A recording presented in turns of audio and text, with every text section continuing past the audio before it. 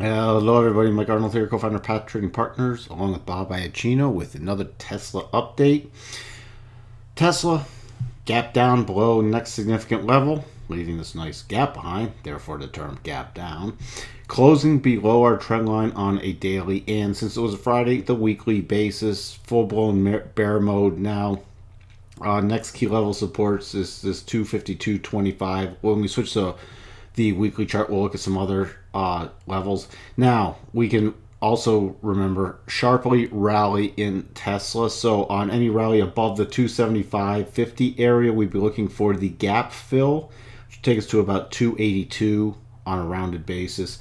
Then we look to test the next significant level where we have the hooking over 8, the bottom of our rotation zone, which comes about 286.70 right now. Those would be our first two targets on a rally. And then our next target would be 293 and finally 300. As long as this does remain below 300 though, and especially below the rotation zone, we are in bearish mode. Let me switch over to the weekly chart. So you see right here, we've essentially closed on the 200-week simple moving average, which has been very key support since it was broken briefly back December of 16. But then we got back above it November, December of 16, and then we got back above it in December of 16. So that's the last time it's been broken. We dipped below it slightly on the last sell-off, but this is the first close. I'm going to call this, let's pretty much 261.95. Where do we close? Let's get official, 261.95. So we closed right on the 200-week moving average and below our trend line now at this point. As we said before, this is a very ugly pattern. This railroad track, both red, attracting major selling. Also, the weekly 8 EMA is at this 285, 286 level.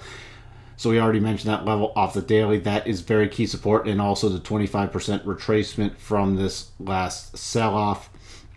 If we do break down, next key levels we're watching for 244.59, which were the lows back from April 2nd, the week of April 2nd, and then below there we have some intermediate targets coming in at 235.39 and then 226.46. So 226.46 being the next major target based off the highs from earlier this year down to the key lows. Actually, those are highs from last year down to the key lows of this year, and projected with the 12 and the 25% Gann harmonic projections, which we use for many of our targets. Also, down below this key level over here, if you look to the left, March 6th, March 13th, weeks from last year, cutting through there, we have a concept called a clear path. This takes us, there's not much support in here. There's not much support, so this can pretty much fall all the way down once we get some momentum going. There's not a lot of key support levels in here, so that's another thing to keep in mind, that we could, if this does start cascading lower, it could be fairly rapid. We just won't know. That's why you have to adjust your positions and trail your stops. If you're short, if you're long, would not be looking to buy this dip just yet. There's no bottoming pattern. Know where your stops are also for the longs, because if this thing continues lower and you still are a fan of Tesla stock, if we do get a reversal pattern, there'll be an ability to buy it cheaper and look for a reversal. Now, there will be strong bounces as we talked, and we will probably have strong rallies depending on what news comes out on the day. But we've seen for the last 24 hours, Elon's been on a major tweet storm battle with the shorts, and a lot of people are begging him to stop tweeting because he's not helping the stock at all. And we'll see if any news comes out this weekend, what could have triggered his latest attack on the SEC and short sellers.